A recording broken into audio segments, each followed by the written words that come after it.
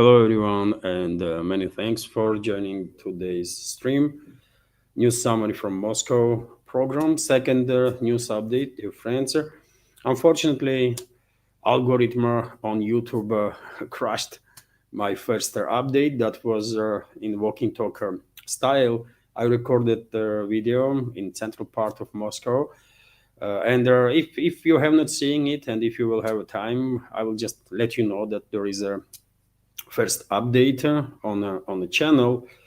And well, that's been said, dear friends. It's usual stuff. Initially, I will give you a news segment of today's program on some major developments that Russian media and public is talking about, pays attention to. And after that, I will join community chat for a little while. If you want to support my work and donate to this project during the stream, you can use several tools for that, PayPal or Boosty platforms. You can subscribe to my Patreon page. Links are on this video in description box and in the pinned comment. And also during the stream, you can use Super Chat or Rant feature on Rumble. I'm streaming on both my channels on YouTube and Rumble simultaneously. So you can use that Super Chat feature to support my work and also to highlight any question or commenter that you want to be discussed during the stream after the news segment. That's been said, dear friends. Also, let me remind you that under the videos, lately I began publishing links to the news from different media outlets that I'm using as a source of my reporting. So if you want to read entire news articles, you can find those links in the description box, dear friends. It can be, might be useful tool, just useful addition. And as I said, links are in the description box. And that's been said, let's start news segment itself now. And first of all, dear friends, I will report about, I will say breaking news, which is that according to Russian Foreign Intelligence Service, Kiev regime is preparing high-profile provocation or false flag operation to provoke a potentially even direct conflict between NATO and Russia.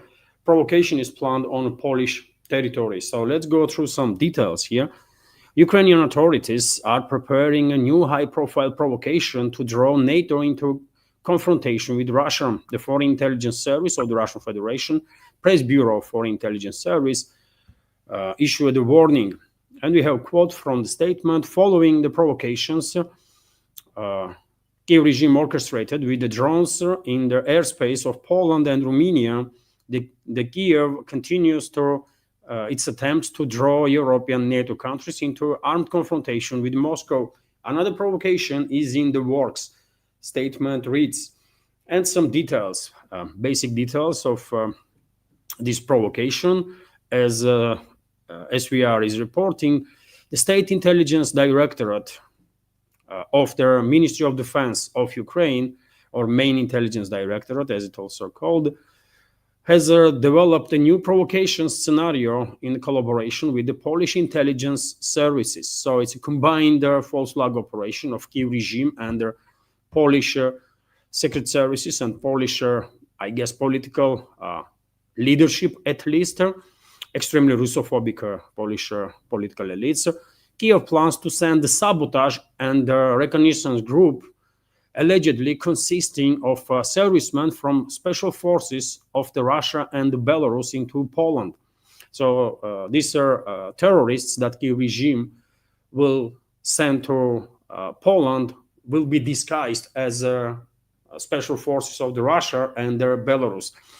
In fact, the sabotage and reconnaissance group will include the militants from the Freedom of Russia Legion, terrorist organization, by the way, and a Belarusian K. Kalinovsky regiment fighting on the side of Ukrainian armed forces. So there is a specifics there. Foreign Intelligence Service of the Russian Federation is not just making statements, they are quite specific. What kind of members of what kind of terrorist groups Kiev regime and their Polish secret service is going to use for this provocation. Also, Article reads, their provocation may involve their simulating an attack on critical infrastructure facilities in order to increase public outcry. Polish security forces will identify and neutralize these saboteurs, who will then appear before the media and provide confessions confirming Russia and Belarus's involvement in their attempt to destabilize the situation in their republic. In this way, Ukraine will try to encourage Europe to give Russia the harshest possible response, preferably a military one. Faced with their inevitable defeat, the Zelensky's regime is ready, under the guise of Europeans, to resort to all means necessary, even at the cost of sparking a big war.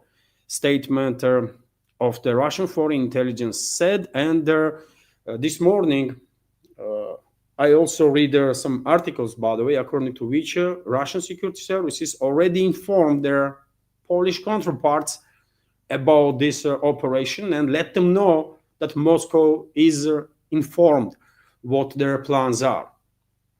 Right? And of course, this statements, information that is released by foreign intelligence services, of course, positive step to inform not just public here in Russia, but the world community, so that everyone will know what's going on, right? So this is a big deal. This is a big deal, I think. And now we have a little better means to understand why Polish Prime Minister just yesterday or day before was desperately crying about Ukrainian crisis, that if this conflict, this war is their war, he was addressing not just Polish public, but also collective West in general. And he was saying that, well, survival of the whole Western civilization depends now allegedly on Ukraine. So, of course, Donald Tusk is informed about these provocations, no doubts about that. And with his statements, he is clearly preparing ground for next phase of escalation against Russia that globalists are preparing and gonna launch in relatively shorter time. Something to definitely pay attention to, dear friends. I think, especially nowadays when the situation is escalating literally on daily basis, and as I said, a large-scale escalation, next phase of escalation that West will launch against Russia might start at any given time. Right now, tomorrow, day after tomorrow, in a week's time, clearly we are getting closer and closer to that point when this next phase of escalation is launched. And I think scale of that escalation will be such that Moscow will have no option but to retaliate with the force, and there's such a scale that eventually globalists and their allies, being neocons or whomever, will realize that they have no options now but to face the reality, acknowledge that they lost this proxy war that they were waging against Russia, and to basically capitulate.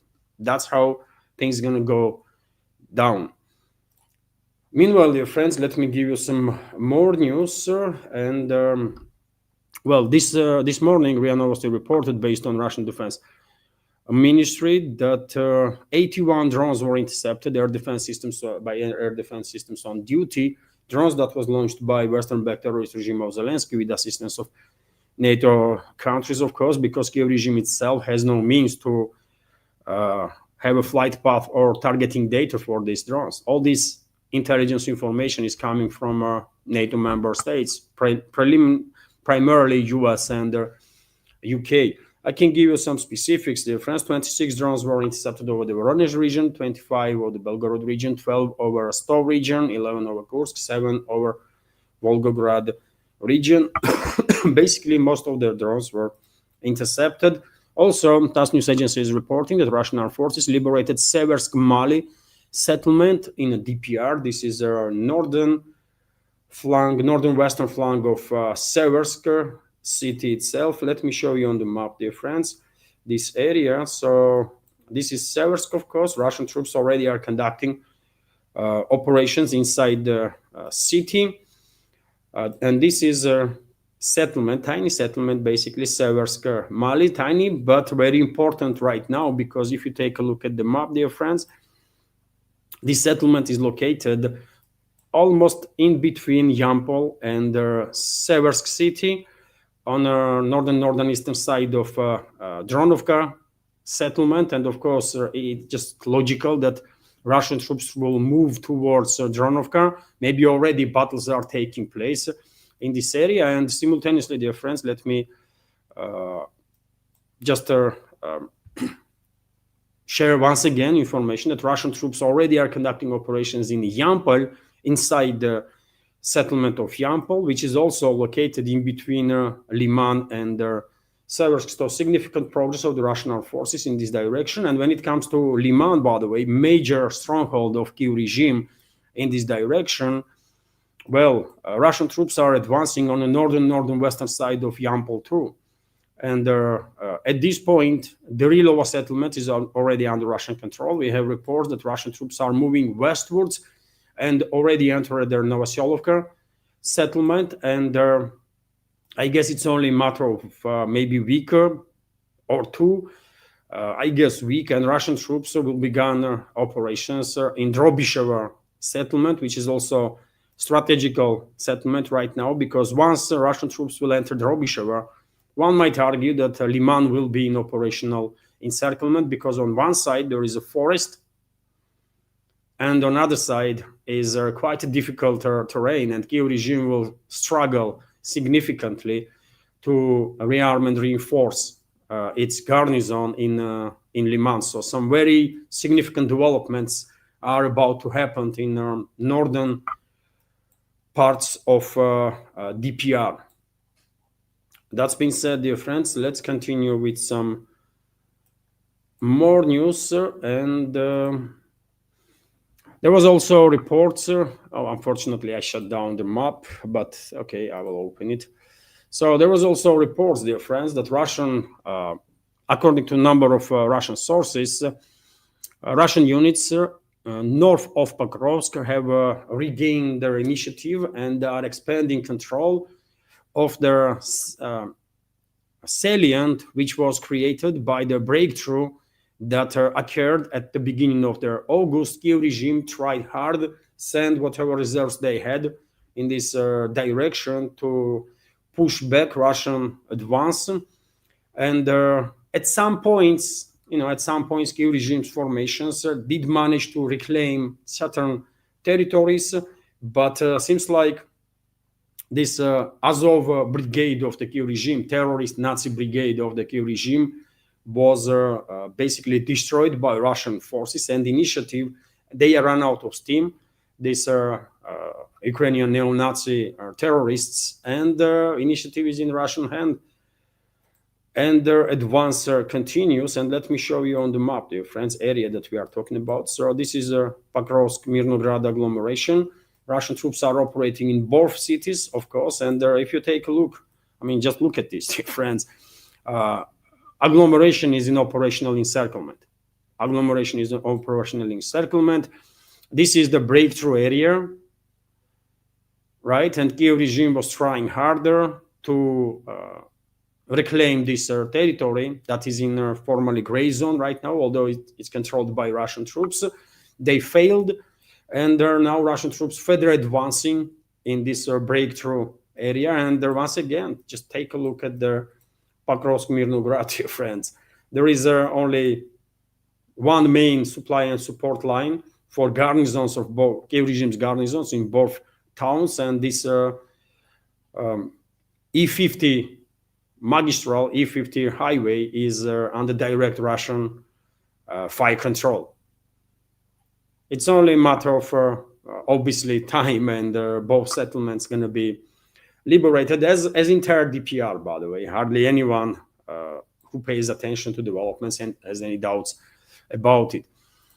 Also, dear friends, RIA Novosti is reporting that Russian forces finalize clearing operation in a forest area near Snelnikovo settlement, which is a western part of Volchansk city. I reported about a week ago that a significant number of enemy forces from 57th and 127th brigades of the Kiev regime were encircled in that forestry area.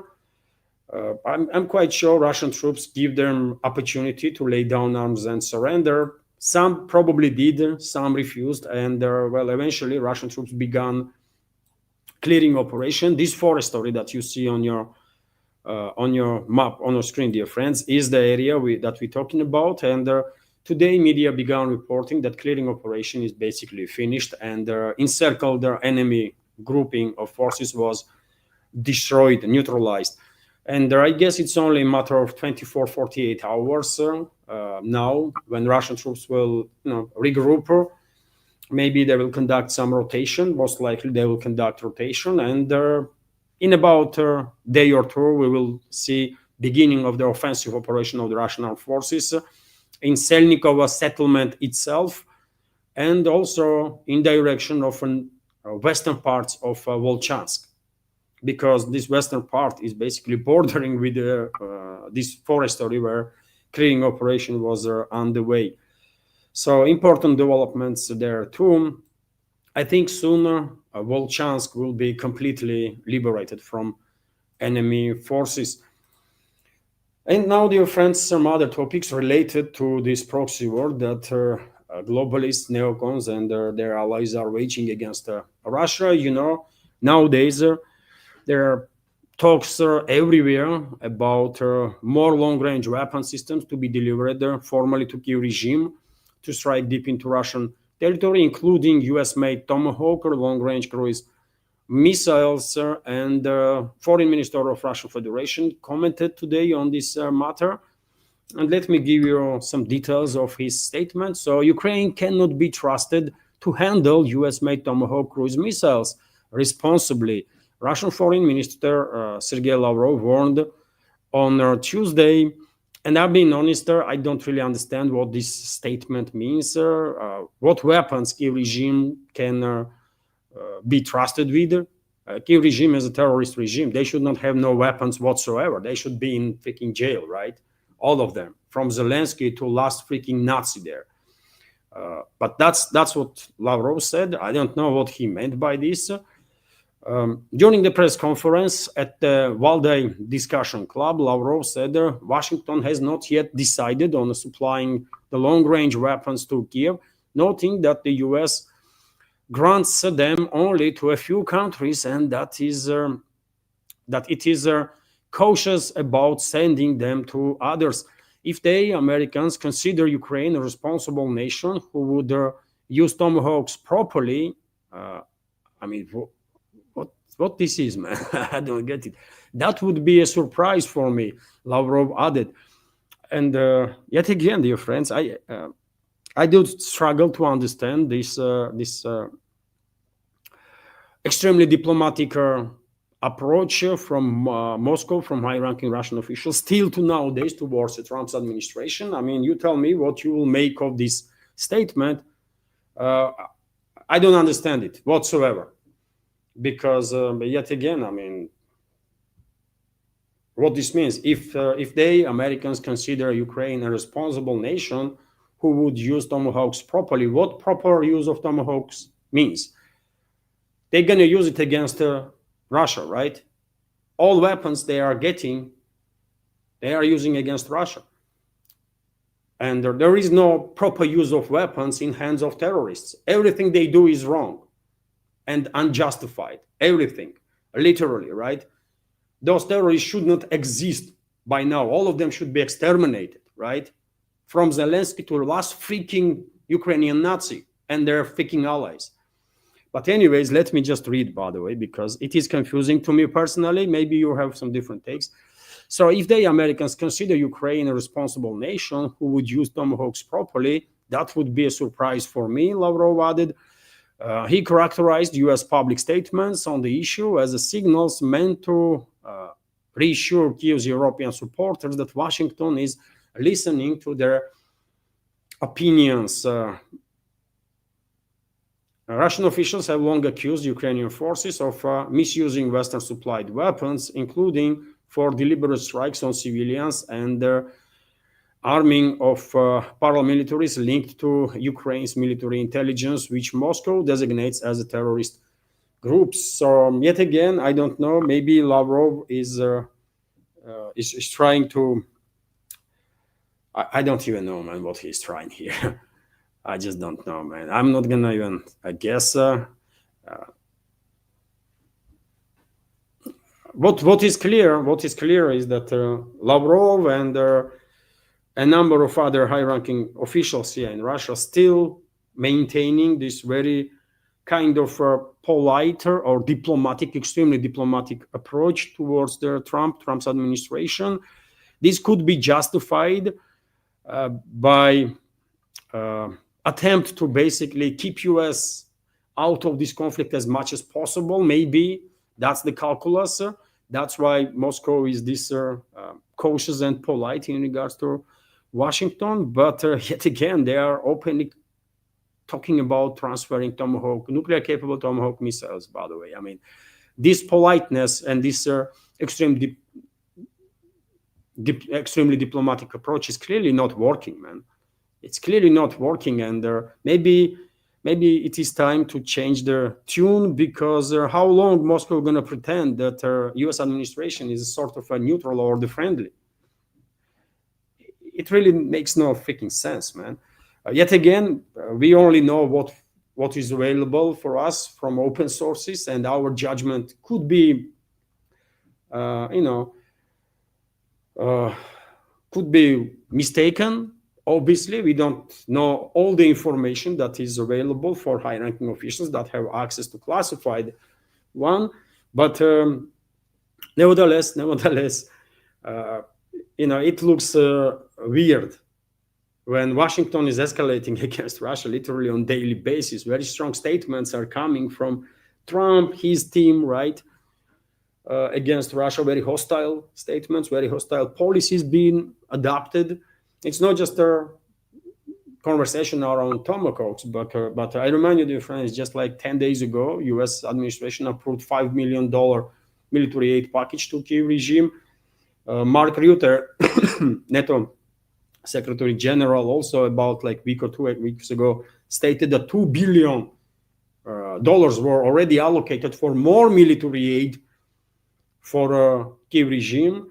Also, relatively earlier, about months ago, by now, there was reports that Trump's administration authorized transfer of 3,000 plus long-range cruise missiles to Kyiv regime, right? All this stuff is extremely hostile steps towards Moscow, and nevertheless, still to nowadays, Russian high-ranking officials are maintaining this cautious,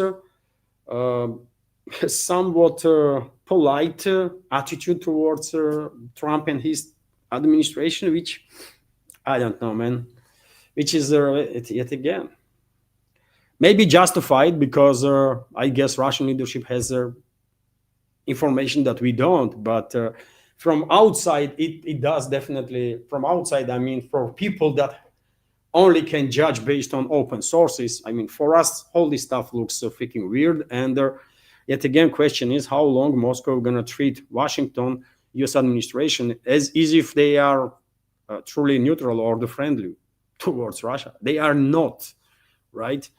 And every time we are seeing such statements, man, people are getting more and more frustrated and confused all over the world. I mean, here in Russia and outside of Russia, among truly friendly ones towards us, right? And as I said, dear friends, while Moscow still maintains this sort of positive attitude towards Washington, exactly the opposite is happening from other side. And if Kellogg, day before yesterday, during the interview on one of the U.S. media outlets, was openly saying that Trump has authorized long-range strikes deep into Russian territory. Today we have even more statements from Kit Kellogg, who is Trump's envoy, by the way. And I guess his statements probably are, at least at some levels, coordinated with the Trump, right?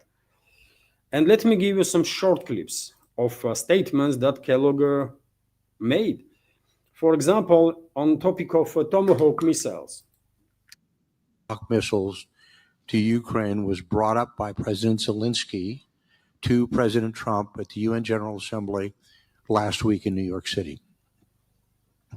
There has been no comment either, yes, it's going to happen, or no, it's going to happen. The acknowledgement from, again, in the public reports is they were asked for. That is obviously something that has been picked up by the world press, obviously picked up by the Russians as well, simply because of the capability and the capacity of the weapon system. The weapon system is, in fact, by itself, to me, it's a game changer, only because how good it is, and somebody who's seen it used multiple times in multiple conflicts. So that's probably the biggest issue that came out of UNGA in the bilateral discussions that President Zelensky and President Trump had. Well, he is clearly hinting, by the way, that yet another so-called game changer is about to be introduced to this proxy war that West is waging against Russia, isn't it? That's what he is hinting on, that these tomahawks, those so-called game changers, soon might be introduced to the battle. And this is not all. This is not all from him. Let me give you another video when he is kind of mocking Russia, that it's not Russia's business what Kiev regime will do and what troops will be on this territory. And he is still pushing this narrative that Russia is some irrelevant gas station somewhere and don't take it seriously. And while we are seeing this kind of attitude from American leadership towards us, I mean, again, it is very confusing when Russian leadership is acting very differently and maintaining still to nowadays quite polite attitude towards Trump and his administration. It's weird, man. It's weird. Maybe justified because yet again we only know what we know, by the way, and they know. I mean, Russian leadership much more because they have access to classified information. But nevertheless, for me, it does look strange.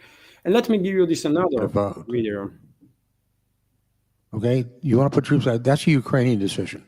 That's a sovereign decision of a nation. I don't care if it's Ukraine. I don't care if it's Bermuda. The fact is, you make the decision what's going to happen. The coalition of the willing is more than willing to do that. It's sort of like an aerial ceasefire. If you have a no-fly zone, that's an independent decision made, but it has to be supported probably by the alliance. So that's a big one to do that. This thing about them setting conditions, I don't think anybody should accept that. I don't, maybe Peskov says that, or maybe somebody else is going to say it, and it's one of those. To me, it's noise level. I appreciate sort of like there's a comment I make among my team. Thank you for your interest in national defense. I really don't care what you said. Okay. Okay, and this is Trump's envoy, who says openly in public what American attitude or Washington's attitude towards Russia is. They just simply don't care what Moscow has to say, what Moscow's position is. And should we be surprised, dear friends? No, of course not. Of course, we should not be surprised. This was their attitude towards Russia since the collapse of Soviet Union. Nothing changed since then, really. Nothing. They were considering Russia to be some irrelevant gas station somewhere, and they still have, they are still pushing this very same freaking narrative, sick narrative. This guy, man, this guy is embarrassment for U.S. militaries. I mean, this is our general is talking.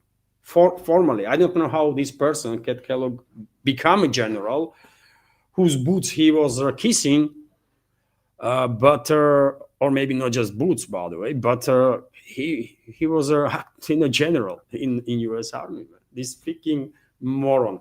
Anyways, dear friends, that's the attitude from Washington towards Russia, from Trump's administration. I'm not told, I'm not surprised.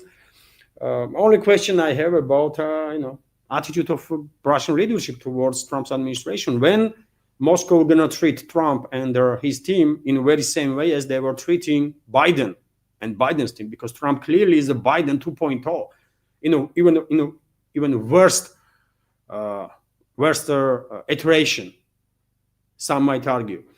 Anyways, dear friends, let's continue with some other news. And when it comes to Western financial tsunami that is going to fund this proxy war against Russia, we have this report that the European Union will allocate about 2 billion euros again to Ukraine for the production of drones using frozen Russian assets. This was stated by the Ursula von der Leyen. So they are beginning to steal frozen Russian assets, by the way. Before now, in their statements, European officials were saying that they're going to use profits from the frozen Russian assets. But I guess questions did rise. I mean, how profitable those Russian frozen assets are, because you already give 15 billion. Every other week, you are allocating like 2, 3, 5 more billions for this proxy war, and always justifying this with the profits from the frozen Russian assets. So, I mean, how profitable of those assets, right? It was making no sense for very many people. And now they just pushing this new narrative that they're going to use frozen Russian assets. So, okay, let's see. We need some more information about this, but I'm not at all surprised. I said quite a number of times before that nothing from those frozen Russian assets will ever come back to Russia. Globalists and their neocons and their allies will, of course, steal it. Of course, they will come up with the justification and they will steal these frozen Russian assets. And Moscow can respond if Russian leadership wants to, because West has 300 plus billion investments in Russian economy, and when Western countries confiscate Russian assets, Moscow should do the same. Moscow should mirror West's actions. If they will confiscate 10 billion, Russia should confiscate 10 billion. If they will confiscate all of it, Russia should confiscate all of it. That's how it's supposed to be, right? So it is what it is, man. Meanwhile, for whatever reason, European globalists and globalist control regimes, also neocons in the US and their so-called media, continues to push this freaking narrative that key regimes' representatives blew up Nord Stream pipeline. US had nothing to do with it, UK had nothing to do with it, Norway, Poland. I mean, no, it was just some random criminals from Kiev control territory that had some connections with Zaluzhny and this and that, and they conduct this operation that only few special forces in this world are capable of doing, right? You might ask why West still pushes this narrative when everyone knows that it was US, right? It was US, UK, Norway, and Poland. Everyone knows this. So why they are still pushing this narrative of some random Ukrainians that no one really believes in? And maybe answer, dear friends, is that, well, I guess Washington, London, and others have some plans to blow up other pipelines too. And who they gonna blame? They're gonna blame saboteurs of the Kiev regime, right? They are clearly painting pictures that in Ukraine, by the way, every second male is a special forces expert, top level expert in deep diving, in explosive materials, in sabotage operations, and so on. That's the picture that they are creating there, isn't it? Some random guys from Kiev controlled territory, went in the Baltics, dive into the bottom of the sea and blew up the pipelines. They have clearly plans to do the same with their other pipelines that connects Russia with other countries. Maybe it's Southern Stream or Turk Stream pipeline, potentially, right? And there are some others too that can be destroyed. So that's the reason at this point, I guess, why West continues to push this false narrative about some random Ukrainians that were allegedly behind this pipeline attack. So Polish police detained a Ukrainian suspected by Germany of involvement in the bombing of the Nord Stream. Diving instructor Vladimir Zhuravlev is the second arrested member of the Ukrainian sabotage group. Earlier, Italy arrested Sergei Kuznetsov. So, okay, man. Okay. Clearly, Washington plans to conduct a terrorist attack on other energy network, energy infrastructure of the Russian Federation. And this is one of the main reasons, I guess, why they still are pushing this false narrative that no one in this world, only some freaking totally brainwashed or brain dead elements might believe, right? Nobody with the true brain cells will ever believe that these freaking idiots, these morons and the criminals that are related to Zaluzhny and others in Kiev went into Baltics and destroyed those pipelines, man. It's total nonsense, right? And I believe, by the way, CIA and MI6 ordered Kiev regime to set up the group before they conducted the terrorist attack, actually, on Nord Streams. I'm quite sure they ordered Kiev regime to set up the group to be then a scapegoat, right?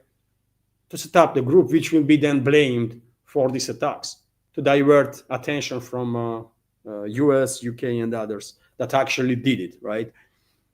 So we all understand this stuff, but because until now, West continues to push this false narrative, questions are arising, why? Maybe because they are planning to attack other Russian energy infrastructure too, and then to blame Kiev regime's representatives, right? Again, because they clearly already probably brainwashed enough people in the West to believe that again, every other resident of Kiev-controlled territory is an expert in sabotage operations and deep dives and all sorts of explosives. Okay, man.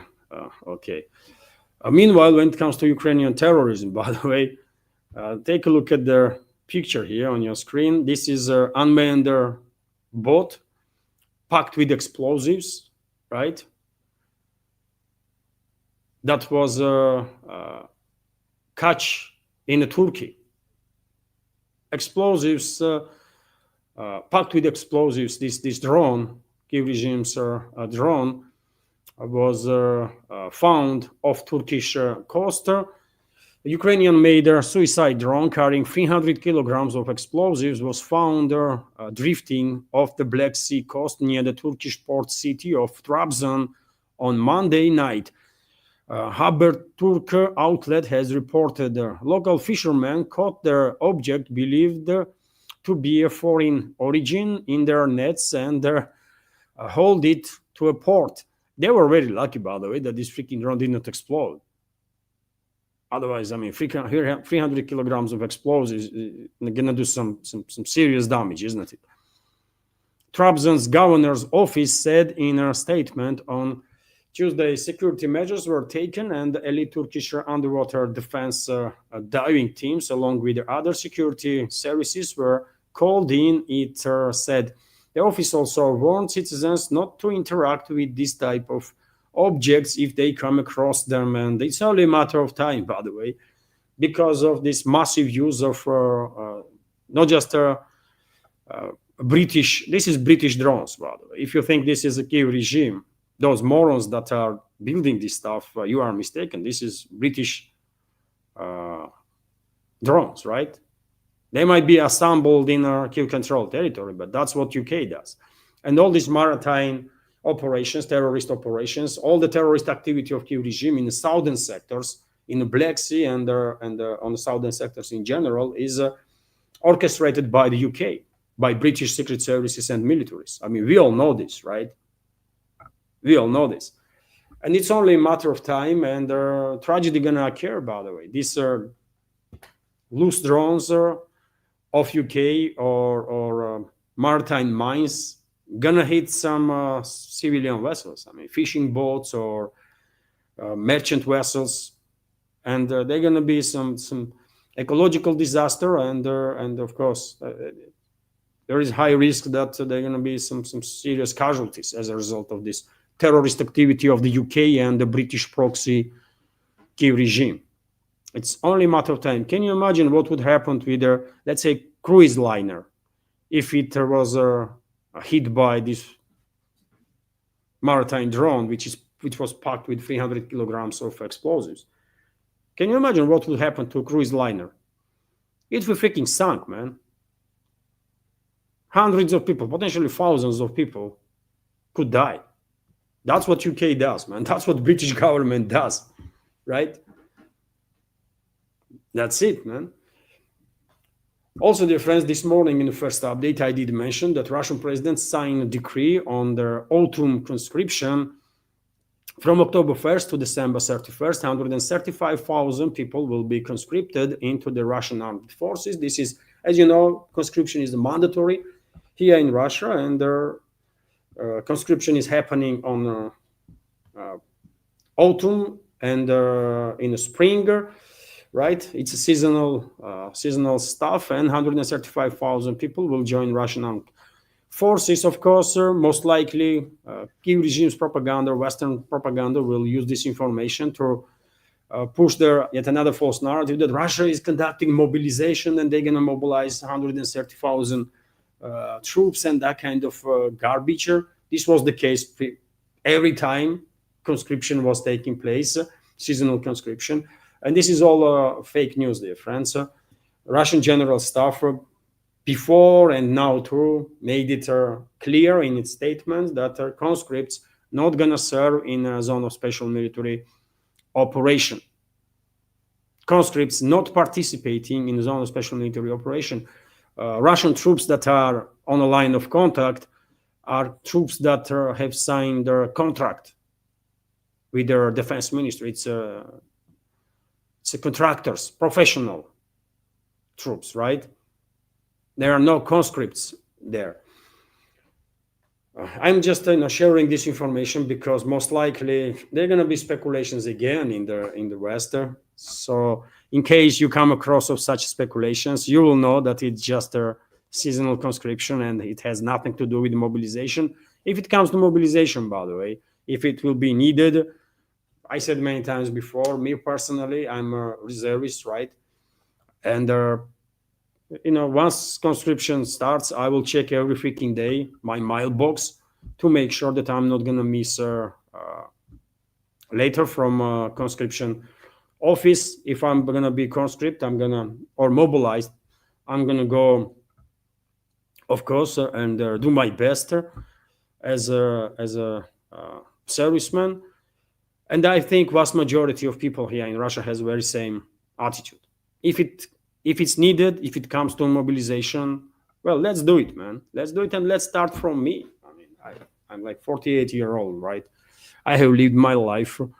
I can go, and even though I know I don't have military experience, I don't really know much about military stuff. I can do something. I can learn, right? I can learn quick. So it is what it is. But yet again, this is a conscription. This is not mobilization that Russian president signed a decree of. So yes, in case you come across some speculations in the West, you will know that there are no mobilization in Russia. It's just a conscription. RIA Novosti, meanwhile, is reporting that White House has released Trump's plan for Gaza, so-called peace plan, which is anything but, of course. So let me give you some details on that, dear friends. The White House has published Donald Trump's comprehensive 20-point plan to end the conflict in the Gaza Strip. The key points are in this report of RIA Novosti. So, end of conflict, ceasefire must take place immediately, and the hostages must be released within the 72 hours, I guess, after all sides agree on this initiative. Members of the Palestinian Hamas movement who agreed to peaceful coexistence and surrender their weapons may be granted amnesty. Following the signing of the agreement, international humanitarian aid will immediately arrive in Gaza. Why not before, if it's a humanitarian aid, by the way? Why humanitarian aid is not allowed in Gaza? It's a question, it's a legit question.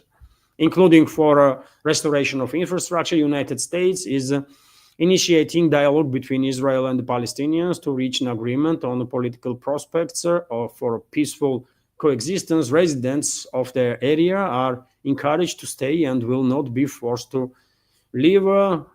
Topic of control of the territory. The Palestinian movement, Hamas, and the other groups must agree not to participate in the governance of Gaza, either directly or indirectly. how this is possible. I mean, either directly or indirectly. Those people that fight, they have most respect among their fellow Palestinians, right? And they will have influence anyways. It is proposed that interim management be entrusted to a technocratic, apolitical Palestinian committee under the supervision of international body headed by the Trump. And as I said earlier, by the way, I mean, headed by Trump and British former Prime Minister Blair gonna be part of it. We all know that this is a deception. This is deception operation that is not intended for a peace. It's definitely something else. Israel must not occupy or annex their semi-exclave Palestinian control over Gaza, and discussions of the statehood are only possible after reconstruction and consistent reforms. So you see, US is not even on the level of deception, acknowledges statehood of Palestine. Administrative structure, it is proposed to create a special economic zone in the sector where preferential conditions will apply to participating countries. United States will work with the Arab and international parties to establish a temporary international stabilization force for immediate deployment to the Gaza Strip. And there were some reports, by the way, that even Russia was asked to deploy its troops as a peacekeeper. So hopefully Russia will refuse, because this is clearly continuation of the crimes that Israel is committing against Palestinians with assistance of US, by the way. So hopefully Russia will stay out of it completely. Diplomatic source told Al Jazeera that Egypt and Qatar handed over the plan to their Hamas negotiators, negotiating delegations, which promised to study it responsibly. Okay, by the way, and there are some other points, but yet again, this is anything but peace plan. If you imagine that Hamas said, okay, we are laying down arms, we are just leaving the Gaza Strip, we are moving out, right? Just give us a corridor, we are leaving. Even if that will happen as a thought experiment. Of course, Israel will never agree on that, right? Of course, they will not. And they will come up with a false flag operation. Israeli secret services will commit some horrendous terrorist attack, right? They will blame this on Hamas. They will blame it on Palestinians. And after that, they will say, you know what, we try. It did not work, so now we just have to go on and continue this genocide. That's what it is, man. So why should we fool ourselves that Trump, this mass murderer, who participated in this genocide directly, right? Trump was providing and continues to provide this fascist regime in Israel with all sorts of weapons, right? So Trump is directly guilty in the death of tens of thousands of civilians in Palestine. Oh, so why should we fool ourselves that this mass murderer, Trump, who is a slut of Israel, will come up with anything good for Palestinian people, man? These morons are thinking that humanity is just that stupid, that they will buy into any crap they're going to come up with. But they are wrong, man. They are wrong, right? Although, of course, different governments all over the world, one after another stated that, well, they are in support of this plan. They issued the hope that, well, plan will work and there will be peace in the region, although none of them believes in this. I really doubt that anybody with the freaking 2 brain cells even can believe that Trump and Netanyahu are for peace, man, and for safety of the Palestinians. Come on, man, right? And Trump already prepared ground for continuation of the genocide. He issued an ultimatum to Hamas. So Donald Trump announced that he would give the Palestinian movement Hamas 3 to 4 days to agree to a ceasefire in the Gaza Strip. We have quote here, "We are going to give them about 3 or 4 days," he told the reporters. Uh, so, and then after that, he already said that Israel will receive all the necessary assistance from the US, as if this was not the case until now. US is guilty in the death of hundreds of thousands of civilians in Palestine. US is directly guilty of the genocide because it was US weapons mainly that was used for this genocide, right? And many operations, according to a number of reports, many these terrorist criminal operations that Israeli IDF was committing was discussed with the US militaries. So US militaries were participating directly in this genocide and continue to do so. And as I said, number of countries worldwide stated that well, they will support this Gaza plan of Trump, although none of them believe that Trump or Netanyahu are about peace. And well, Peskov, press spokesman of the Russian president, also stated that Russia supports Trump's Gaza plan. Moscow expressed its readiness to support any steps Donald Trump takes to achieve peace in the Gaza Strip, noting the importance of preventing further tragedy. Okay, it's a standard statement, by the way. Of course, no government going to come up and say, you know what, we don't support this plan. Because they're going to be blackmailed straight away. I mean, how you don't support peace plan? And that's the presentation that they give it to it, isn't it? That it's a peace plan, while in reality it's anything but, man. And there are also interesting news, dear friends, here that the Italian Navy will abandon the Sumut flotilla, 150 nautical miles from Gaza, supposedly to avoid the confrontation with Israel. And question is, by the way, what was the point to send this warship of Italian Navy? Why they wasted their fuel? Why they wasted their time of their sailors? It costs money, isn't it? These warships, by the way, frigates or whatever, they spend their millions of dollars worth of fuel every freaking week, right? So what was the point to send this warship if it will abandon this flotilla 150 miles away from Gaza? It's insane, man. They have no shame, really. I mean, Italian leadership of this globalist control regimes in the West, by the way, have no shame. Literally, they have no dignity, they have no decency, they have no shame, man. And I reported that Spain also sent its military warship to escort this flotilla, and I guess either today or tomorrow, Spanish leadership will also order their warship to run away, right? And they will leave that flotilla on its own. Freaking cowards, man! Freaking cowards. What else can be said about it? And also, dear friends, I reported in today's first update that Trump was expected to make some statement today after his meeting with these 800 plus generals and admirals that were called in to Virginia in Quantico base. And there was all sorts of speculations what he's going to talk about, right?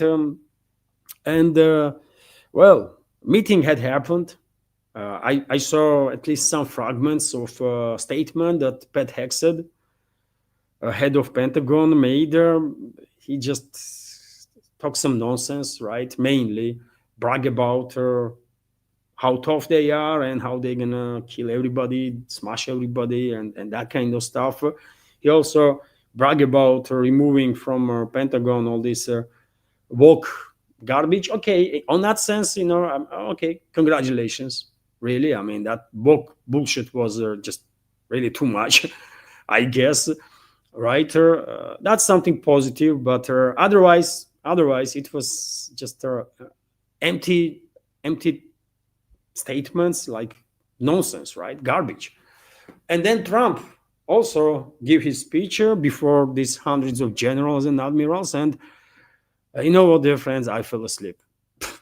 I'm not joking, friends. I was watching his statement on one of the on YouTube, by the way, on one of the channels were translating in live, and there I was listening. I was, as you know, I'm constantly preparing updates, right? So I was watching, listening, uh, thinking maybe he will say something important, so I'm not gonna miss it.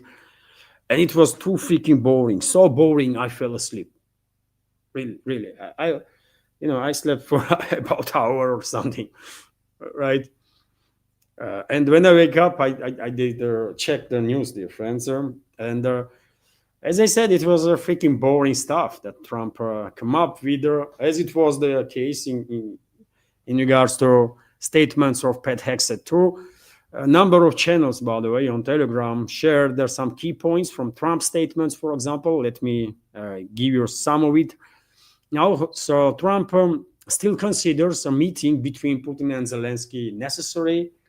Okay, US is 25 years ahead of Russia and China in submarines. Trump said at that point I was still awake, right? I remember he's saying that stuff, which is crazy, by the way. I mean, he acknowledged on one hand that US is barely capable of building warships, but he said that, well, but we still build submarines. Okay, maybe one in decade. Okay, but to say that US is 25 years ahead of Russia in submarines, wow, that's quite something. Although he acknowledged that Russia is the second, according to him, China is third. Nonsense. Russia is number one, by the way. When it comes to submarines, Russia was, is, and will be number one. Period. There is nothing to discuss there. Period. Trump promised to resolve the crime situation in San Francisco, Chicago, New York, and Los Angeles, starting that this also stating that this is also a war, which is crazy, by the way. You don't talk this way about your own cities, your own citizens, right? If there is some emergency situation, if there is some uncontrolled processes, you send police to deal with the situation, right? If it turns into full-scale military confrontation, military uprising, in that case, you might deploy militaries too. But I don't think there is some military uprising in any of these cities. There are some criminal gangs, right, that are operating there. And it is strange that police forces are not enough. Police and FBI seems like are not enough to deal with these criminals, man. What the hell? Why you have to deploy army to deal with the freaking guns? It's US does not look good, by the way, when this kind of news is coming out from there, right? Trump also said that a couple of weeks ago he discussed with Canada the future missile defense system, Golden Dome, again proposing Ottawa to become part of the US. This Golden Dome is yet another scam, by the way.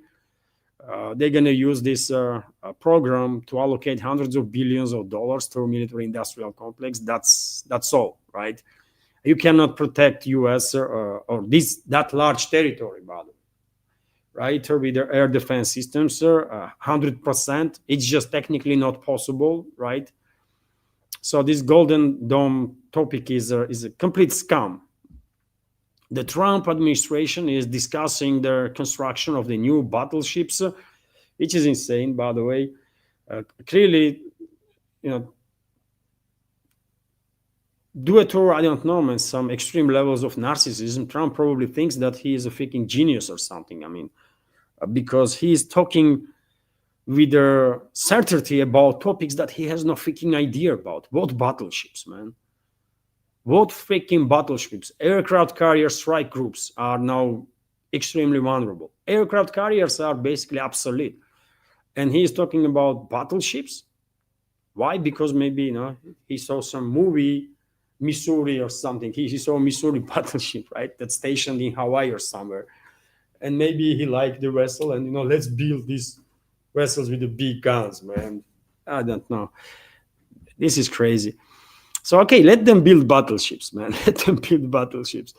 US has stopped lagging behind Russia and China in the space sector thanks to space forces Trump created, allegedly.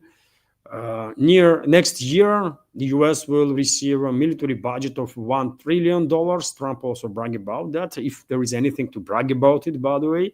Instead of reforming the military, instead of reforming our military industrial complex economy so that our federal spending will be less and less, they're increasing federal spending. While they know perfectly well they have no money for that. And budget of Pentagon going to be more than $1 trillion next year. Isn't that not insane?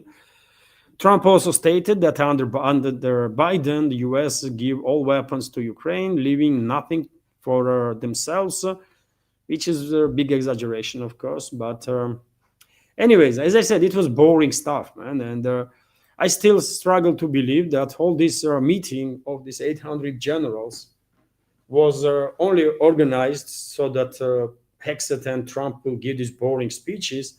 Probably behind the closed doors, some topics were discussed. Maybe topics of how Pentagon will, what kind of steps Pentagon will take or not take when next phase of escalation begins against Russia. Next phase of escalation by NATO. Maybe that topic was discussed, or maybe topic of Middle East, Venezuela, something else. But I really, even though I have no respect for either Hexet or Trump, by the way, I mean, why should I respect these morons? But still, it is just too much, even for these creatures, to call 800 generals, 800 plus generals and admirals from all over the world, which would probably cost the US budget like $20 million, $30 million. God knows how much money was spent to call all this stuff right in. And to do this just for statements to be made by Hexet and Trump, some irrelevant, boring statements. No, it's just too insane, man. It's just too freaking insane. So therefore, most likely, behind the closed doors, some other stuff was discussed. Next phase of escalation with Russia, Middle East, potential war with Iran, and destabilization of whole the region there. And there are indicators that soon we might see second stage of escalation against Iran by Israel and US and others and their allies. Maybe they discuss also, I don't know, Venezuela or something. Who knows? But anyway, share your take, dear friends, what you think. Why this meeting was orchestrated. And meanwhile, quite interesting report on that I shared on my Telegram and Twitter X page, that US is redeploying large numbers of KS-135 Strutter tankers and the KS-46 Pegasus refueling aircraft along with the fighter jets to the Middle East. Some have already landed at the Al Udeid Air Base in Qatar. Dozens more tankers and fighters are waiting at the bases in the UK for their turn to move. In the past, such a large-scale movement of US aircraft have preceded American airstrikes against Iran. We'll remember that, and who knows? Maybe, as I already said, one of the topics of discussion during today's meeting in Quantico was either escalation in the Middle East or escalation against Russia from Middle East. By the way, if it comes to exchange of fire from Middle East, US can threaten not just Iran, obviously, but also Russia, right? So something big is happening. Something big is happening, and we will find out soon what that something is. I'm calling it next phase of escalation that NATO gonna launch against Russia. And also I have spoken many times before that globalists and neocons will try as much as they can to provoke regional war in the Middle East on sectarian and ethnic lines, to shut down navigation in the Persian Gulf and cut off China and the global South in general from energy sources of the region. And both these directions are very relevant, in my opinion. A few more news, dear friends, for this news segment. Venezuela's President Maduro signed a decree granting security power in case of war. Vice President Rodriguez will be able to mobilize the armed forces if decapitation strike did take place and, for example, Maduro is neutralized. I think Venezuela has to have a plan in place for 4, 5, 6, 7 steps, right? If Maduro is neutralized, if next person in charge is neutralized, and then next, and then next, and then next, right? Because if US is good at anything, US militaries and intelligence services is killing people and conducting assassinations, right? Decapitation strikes, assassinations, and so on. So it will be better for Venezuelan political and military leadership if they will have plans in place. Who is in charge if number one is out, second is out, third, fourth, and so on. And clearly some work is being done in this direction by Caracas. Also, dear friends, US continues to intimidate India. And according to some reports, Trump now is demanding from India, from New Delhi, to dump its investment project in Iran, $370 million port project, right? That is very important for Iran because it's a trade route, right? That links Iran with not just Middle East, but also with the North, with Russia, potentially with Europe, and the US is not happy about it. They want this project to be dumped. I don't think New Delhi will listen to it, but we will find out soon. Meanwhile, US Commerce Secretary Lutnick is attacking now Taiwan and demanding that Taiwanese companies build manufacturing plants for their chip manufacturing plants in US, so that at least 50% of chips that US needs are produced in the US. Lutnick stated that this is how US guarantees may be issued for Taipei. So it's a kind of blackmailing, isn't it? That either you move your manufacturing plants to US so that we will help you out, maybe, or else. Okay, man. Okay, I don't think this is necessarily the tactics that countries should use against formally at least their allies. And Taiwan, by the way, although is a part of China, it's self-governed, right? And allied itself long time with the US, right? And Washington is treating Taipei this way, man. Okay, no surprises there. No surprises there at all. That's how Western countries treat each other, man. They have no respect for nobody, right? Elites in the West, I mean, of course. And okay, that's it for now for a news segment, dear friends. Hopefully you did find it informative and useful. And if so, please like the video. Please like the video and leave some commentary.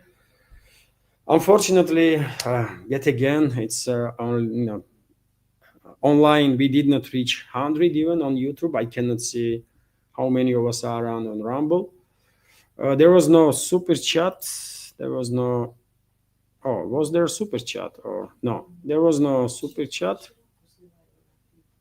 Yesterday after the live stream, there was donations on the PayPal, right? From Patrick and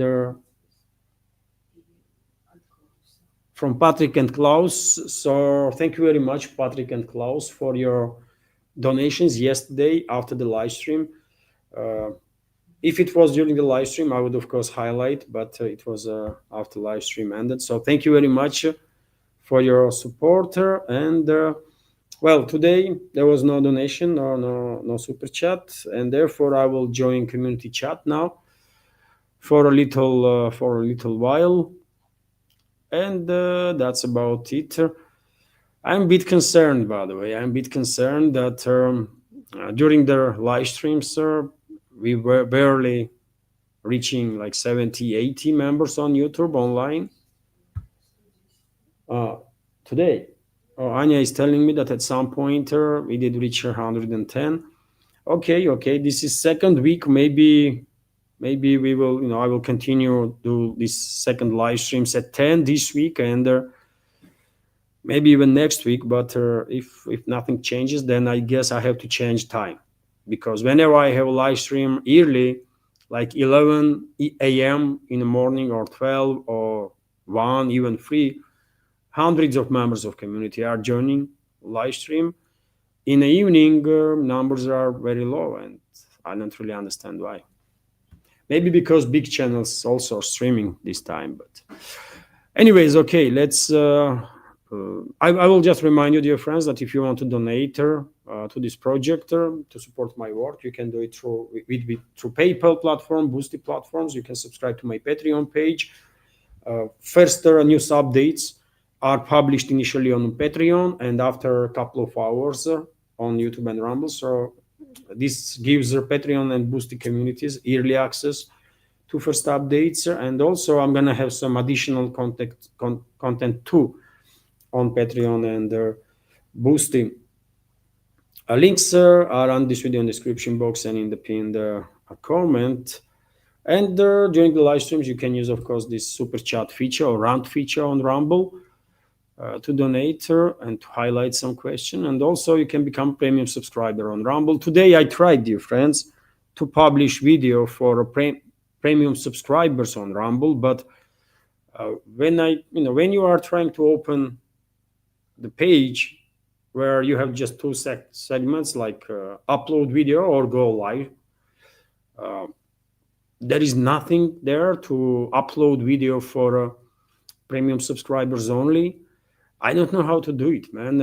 Viper was saying yesterday, this was Viper's idea to publish, if I understood correctly, to publish first updates for early access for premium subscribers too on Rumble, but I was unable to do it today.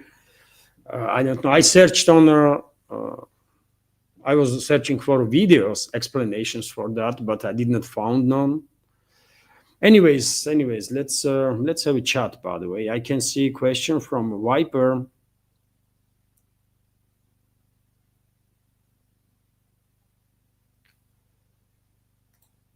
So, hey Levan, what is Russia doing to help us with their biolabs in Ukraine? Galina Cordero, head of pharmacovigilance at Pharmac JSC in Kiev, is a few screws shorter.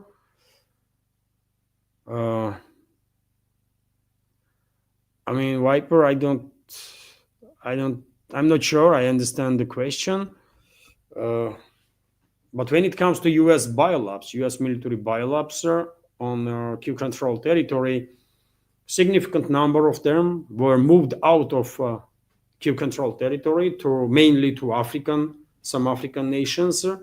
Also, reports were that some of the labs were planned to move in Indo-Pacifics, and reports are that several of these US biolabs still are operating in Western Ukraine.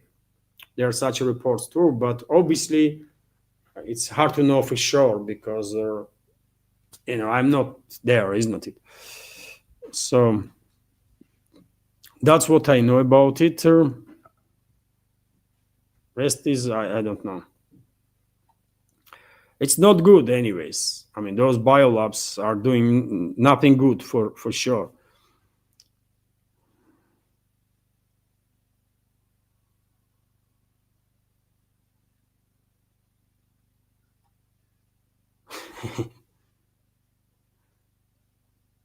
So also Viper is commenting, keep news to 60 minutes. And I almost managed to do it in 60 minutes, 1 hour and 15 right now. So almost there, almost there. Also, this is interesting. Viper is also asking, FSB come down on you yet? My electronics is going high wire. Second part, I don't really get it.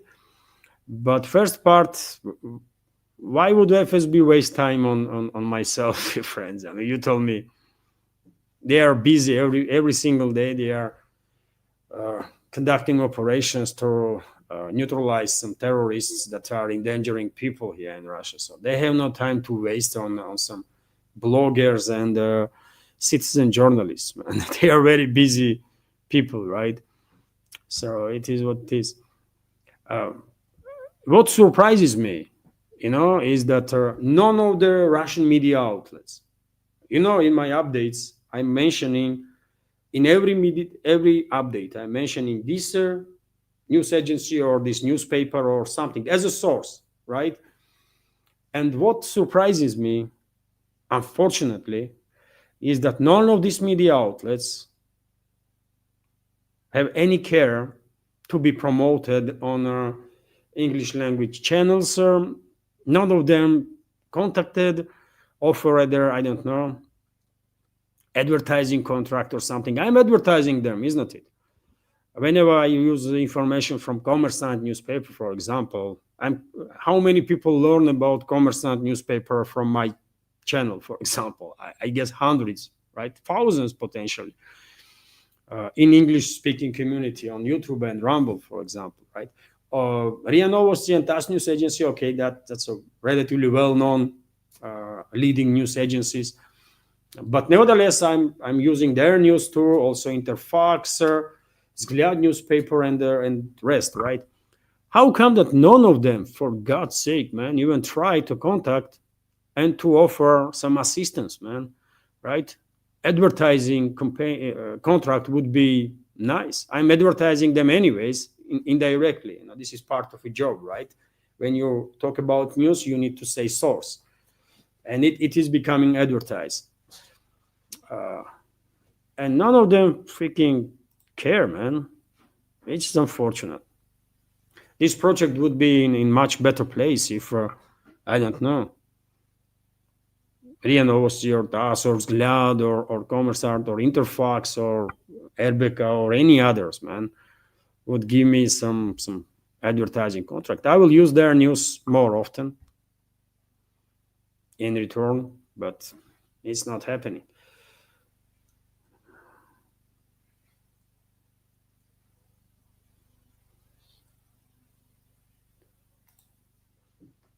Question: do you think people have a God-given right to say their piece? You mean freedom of speech? Yes. We all have freedom of speech, I think. If you are a believer, then you can say this is God-given right. If you are atheist, then you can say we have this right anyways. Yes, we should be able to express our opinions freely, for sure. Unfortunately, this is not the case everywhere, and I truly believe here in Russia we are much more free to express our opinions than people in the West. By the way, every freaking day on the Telegram, I am seeing videos when people being harassed and even arrested, detained for some freaking post on internet, right? Some people not even writing nothing. Some people are sharing the posts, right, that they see, and they've been detained for that. It's freaking sickening, man. And those countries in the West, leadership of those countries, love to talk about freedom of speech and expression, man. And they are criticizing Russia for suppressing freedom of speech. How crazy is that? But yes, I think freedom of speech and expression is ultimate right that humanity has and has to be protected, for sure. If your question is about that.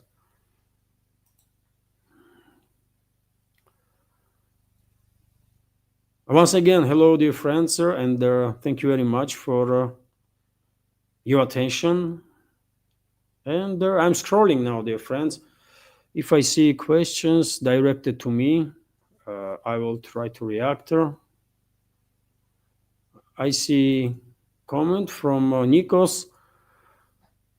Hello, Nikos. Levan, I think that the West has realized that the Russian government is not willing to respond, so that's why they will send tomahawks, so that people in Russia will get angry. Interesting opinion, but you know what? We are in a wartime, right?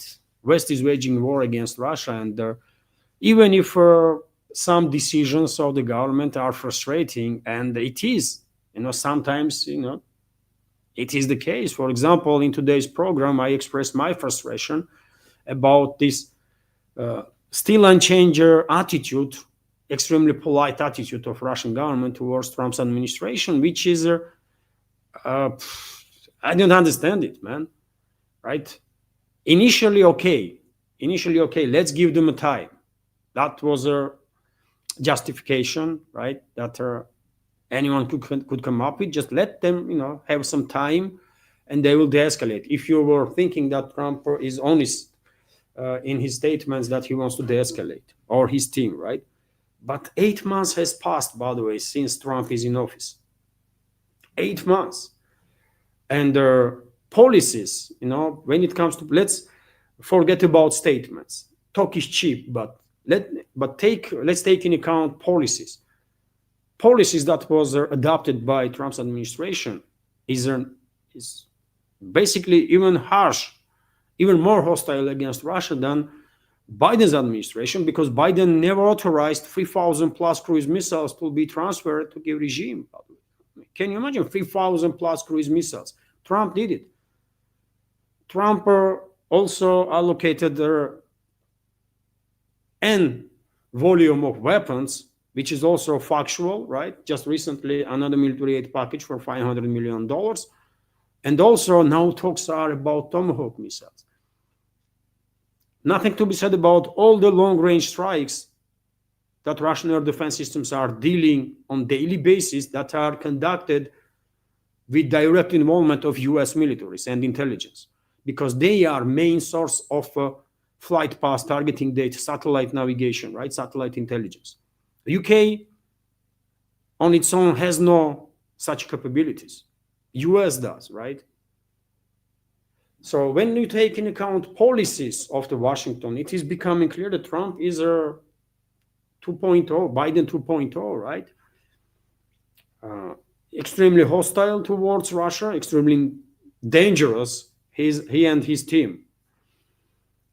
And that's why I find it frustrating when Moscow still maintains this attitude, polite attitude towards Trump and his administration, as if they are actually neutral or the friendly, while they are not, right? But while saying so, there is no way, by the way, that me or anyone else, I'm talking about vast majority of public, by the way, gonna come up with any destructive steps, because we are at war. West is waging war against us, right? And we need unity. So we might be frustrated, we might agree or disagree on some stuff, but we cannot take a single step that will any way, shape, or form endanger unity of their public, right? Unity of their country. So therefore, we might agree on some decisions, we might disagree, but if Western elites are hoping that they're gonna create some internal unrest here in Russia, no. Some idiots may do some crazy stuff, by the way, like there are idiots in every country, right? But if we are talking about vast majority of the public, then we will keep unity, man. This is way to go forward, 100%. And also we should also understand, keep in mind that our judgment is based on our knowledge, our information, and we should never forget that decision makers in the Kremlin and elsewhere, they have all information, right, including classified one, which is, I guess, in volume, much bigger than what is known from open sources. So, we should keep everything in mind. And first of all of us should do whatever we can to stay united, stay strong, because that's our strength, unity. Also, Nikos is commenting, how can someone win in a scenario where there is only loss? If Putin reacts, he'll lose cities via nukes of the West, and if not, Russia is destabilized by civil unrest and probably bad leadership. Yet again, Nikos, there is no risks of civil unrest here in Russia. I see none, right? Yet again, some individuals may do some crazy stuff. It happens everywhere, right? But when it comes to society is united. There is no even slightest risk of civil unrest. Society is focused on unity, right? And in the first part of your question, if Putin reacts, he will lose cities. It was Putin who said that if there is no Russia in this world, then why would need such a world? And it was also Putin who said that if it comes to full-scale nuclear war, we will go to heaven and they will just die. Enemies of Russia, right? So Putin was quite clear, by the way, on his stance, right? If it comes to full-scale nuclear war, neither Putin nor anyone else has any doubts that there are going to be no winners. Everyone will lose, right? And I don't think we're going to end up in a full-scale nuclear war. I don't think so. But if West goes ahead with next phase of escalation, I think Russia will deploy conventional weapon systems against hostiles, not just on Kiev control territory, but elsewhere too. And this retaliation will be with such a force and scale that after that, Western elites will capitulate. There might be some tit for tat exchange of strikes, once or twice, but eventually Western elites will capitulate because, yet again, they are not suicidal. And we cannot retreat. There is nowhere to retreat for us. West can retreat, right? It's West that assaulting us. It's West that attacking us, right? Since the collapse of Soviet Union, they are pushing constantly, right? It's not Russia that moved its military infrastructure westwards. It's the other way around, right? And now NATO is right there on the border, right? And we cannot retreat nowhere. So therefore, if it comes to full-scale war, total war, full-out war, okay, if we don't have a choice, then we will fight, man. That's what we're gonna do. But West has options, right? West can retreat, and I don't think Western elites are suicidal. And when this world will face the point when any next escalation would mean extinction level event, Western elites at that point gonna de-escalate. But again, because they are not suicidals, man. They are not suicidals. That's my take, Nikos, on that matter.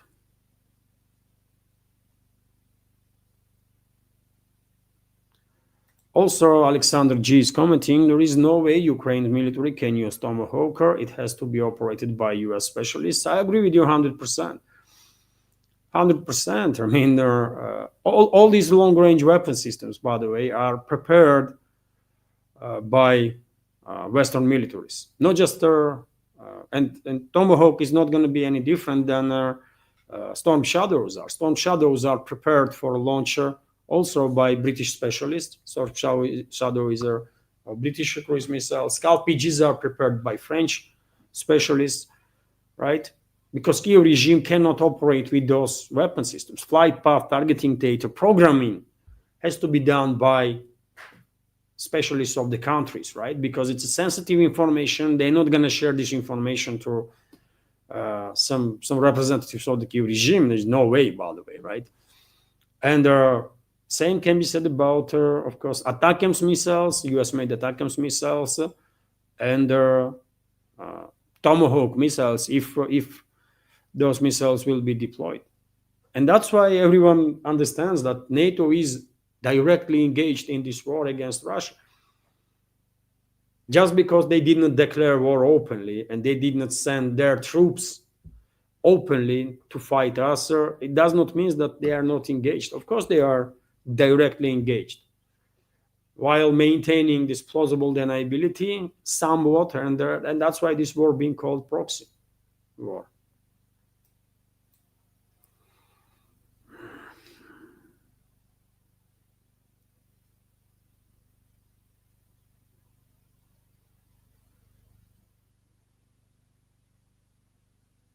An interesting comment from Michael Kennedy. Vance is in Trump's cult. He spends 80% of speeches praising Trump, which is true, by the way, and very strange, isn't it? Western so-called elites love to call Russia dictatorship or tyranny, call Russian president or dictator, and so on. But did you ever see, dear friends, conversation of a Russian president with any other official? And many of them are televised, right? At least some fragments. Or did you ever see any Russian official talking about Russian president in a way that either J.D. Vance talks about Trump, constantly praising him as if Trump's some sort of a freaking, I don't know, emperor or something? This kind of stuff is not happening here, by the way. And trust me, I'm 100% convinced if some official somewhere, some low-level official somehow end up on mainstream media, and if that person begins making statements, to bring some attention of the Kremlin, officials are different people. I mean, and if someone even tries to bring Putin's attention and begins praising him as Vance does, for example, on daily basis, I'm quite sure someone will call this individual from Kremlin and will warn him never ever to act like a freaking clown again, because it's not a way that officials should act. Respect, of course, has to be in place, but you're not gonna freaking act like a clown and begin praising person, your colleague, as if that person is some sort of a god or something, right? And in US, what we are seeing, by the way, and in many Western countries, I mean, this strange attitude that these officials have towards the number one. Like, what the hell, man? He's just a human being, right? And it is so strange to see when people are praising, Trump, who is intellectual bankrupt, right? Intellectual bankrupt, literally. I'm not sure Trump knows like 5 + 5. Even simplest mathematics. I mean, if you say to him, I don't know, man, anything, he's just too freaking stupid, man. Right? And when people are publicly praising this stupid element, it's sickening. It's hard to watch, man. Really. And I have also noticed that J.D. Vance does this kind of stuff quite often because of Trump, and if not Trump's leadership, and Trump, and what the hell, man? Have some freaking self-respect and respect the community, respect the public, because I don't think ordinary Americans are, happy to see this freaking nonsense, man.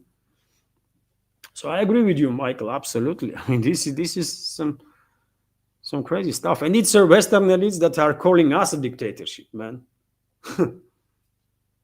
Crazy, isn't it?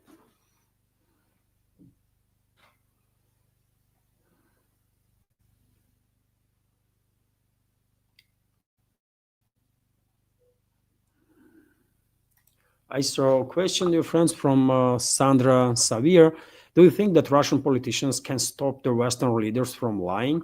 Maria Zakharova is very tough, but in general, they will lie till their last breath, and we can't do much about it.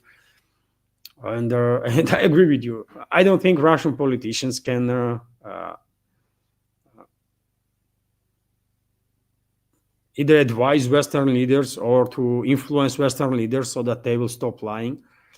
I don't think this is possible. The Western political system is built in such a way that if you are a decent human being, you're not gonna get there. You will have no chance to be part of that system, right?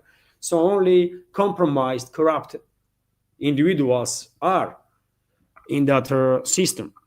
And those people have no morality, no principles, no dignity, no decency, and they lie and they will continue to lie, as you said, until their last breath, because that's why they've been chosen to be part of this corrupt system in the first place, right? And no matter how much Russian leadership gonna try to influence the Western political class to act a little more decently, so that at least negotiations will have some meaning or conversations, it will not work, man. It will not work. And as I said quite a few times before, things might change only if somehow Western public will manage to reclaim their own countries, right, and make some changes in elites to promote, basically, to allow decent human beings to become leading figures, right? But will it happen? Will Western societies manage to actually reclaim their own countries? I have some doubts about it, and I have some doubts. Yes, there is some movements in Germany with their IFD.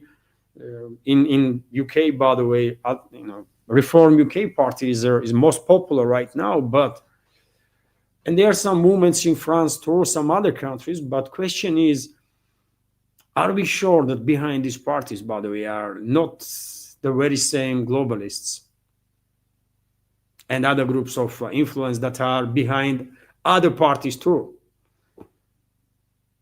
Are we sure about it? That's the question that I have personally, right? Because systems there are extremely corrupt, right? Systems are built in a way that decent human beings are not allowed to be part of it, right? You can try, but to achieve success, no, man, system will not allow you to be successful. And if these parties will actually gain power, then why system allow them to be in that position? That's what is the question I have. Maybe they were maybe they were built from their beginning as a sort of alternative, quasi-alternative political movements to divert public's attention, to manipulate with people that are angry on leading or mainstream parties, right? This is one of the ways how you can manipulate the public opinion and direct their anger, right? So it's difficult stuff, man. It's difficult stuff there. I don't know. Western elites, I don't know what can be done, man, to save the Western world, man. I don't know if that is even possible, because these forces that are behind the system are just too powerful. And I don't think ordinary people, societies in the West will manage to fight these powerful forces, man, successfully, or even to identify in many cases, right? To identify correctly. And how are you going to fight enemy if you have not identified one? It's a complex issue, isn't it? Very complex issue, and we can debate about it, but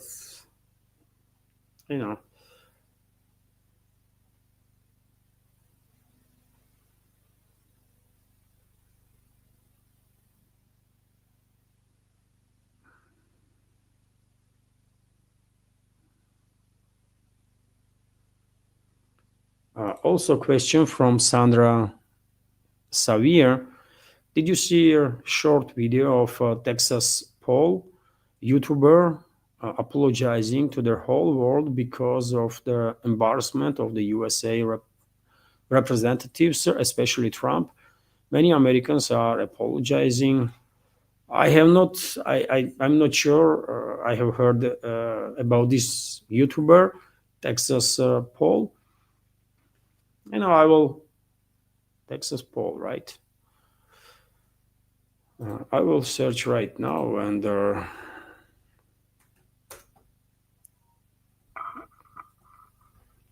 subscribe. Texas poll.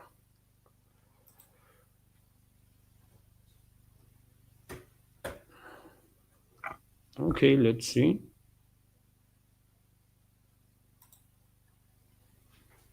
Oh, it's a big channel, by the way. 284,000 channel. You know what? If you recommend this channel, I will subscribe. I have not seen this channel before, I think. But anyways, I will subscribe, and then I will watch some of the videos, and then let's see. But I have not I have not seen the videos from this channel before. And when it comes to Americans being not necessarily apologetic, but being upset about failures of the Trump administration, well, there are many leading figures among our MAGA movement, among our America First movement, public figures that play significant role in assisting Trump during the campaign, that are upset now that Trump's policies are anything but what was promised during the election campaign, mainly, right? And this process will only accelerate, I guess, because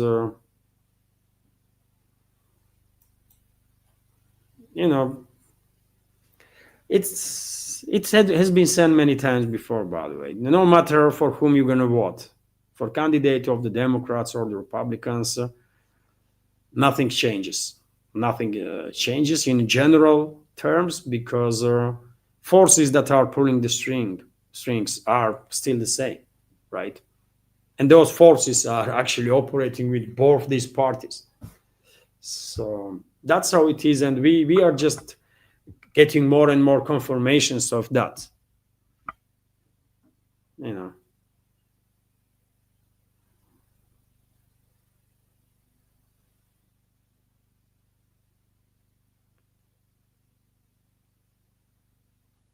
So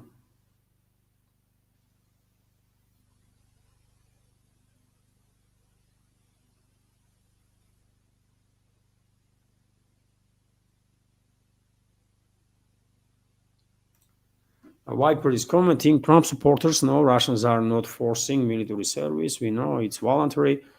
Yes, Viper, but Western propaganda means they use any opportunity to push some false narratives, and I think this conscription stuff not going to be any different. Probably some Western so-called media outlets already come up with the false narratives, with the articles with these false narratives that, well, Russia is mobilizing 135,000 troops and this and that.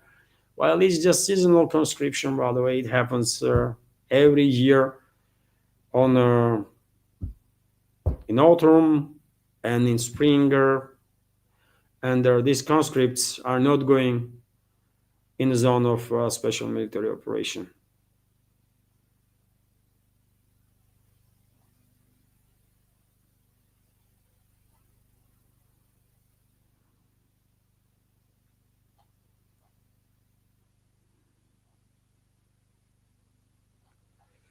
So I'm scrolling, dear friends, right now through chat.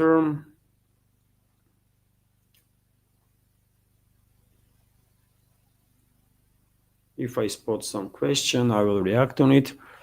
But we had a good conversation, isn't it? Hopefully you did like the news segment itself.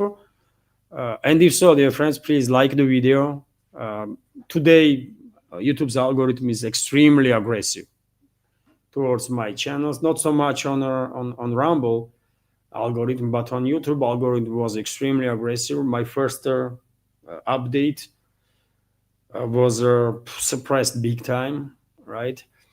And I'm afraid this video gonna end up in the same way. So if you can, please like the video, leave some commentary. This might help to deal with this algorithm. Nidish Kumar, meanwhile, is commenting, Levan, get back to your old timing. This time, 70% of world is asleep. You mean 10 o'clock in the evening, right? I chose this evening time because majority of the community are from the US. I mean, percentage point, so 99% of our community is from outside of Russia, from all over the world, and most of the community is from US. And at 11 o'clock or 12 in the first half of the day, when I was having live streams, then at that time in US is night, isn't it? People are sleeping or something. Maybe it's not all, obviously, but mainly on both sides of the US, east side, west side. It's either night or early morning. And that's why I said, you know what, let me, during the first part of the day, publish pre-recorded video, walk and talk type, or from this improvised studio, and late in the evening at 10 o'clock, live stream, so that I will reach members of community from US too.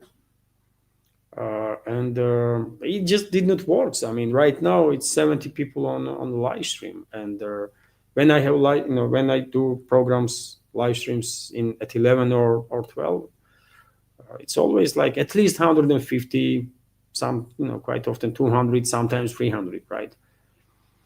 So I don't know what is going on, man. You think I know this stuff well enough? I have no freaking idea which way is better. So let me do this week current schedule, and then we will see. At evening, it is difficult at evening to attract the attention of the public because big channels, by the way. I can right now see on YouTube what is going on. And well, just 50 minutes ago, stream ended on Daniel Davis's channel, big channel, by the way, obviously.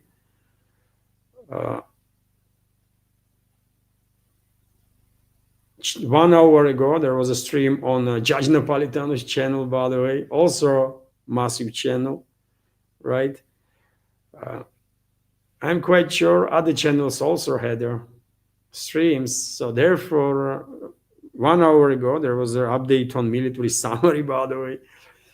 So you see, it is difficult to compete at this time, evening. At 10, 11, it is difficult to compete with big channels, but you have to. I mean, you have to. And I'm quite sure, by the way, my news updates are no any less informative than these big channels do. I think my news segments are actually more informative than big channels. But that's my personal opinion. You might disagree with me, but that's what I think. And right now, dear friends, there was a super chats on. There's a super chats, by the way, on Rumble. Let me highlight.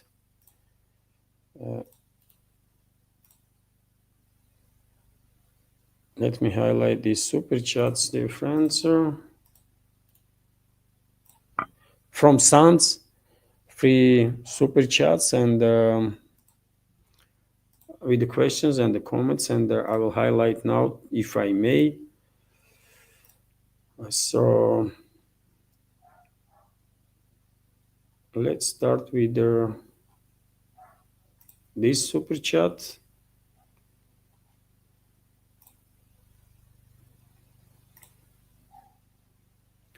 Sans, thank you very much for your super chat and $1 donation. And question from Sans is, is your email address up to date?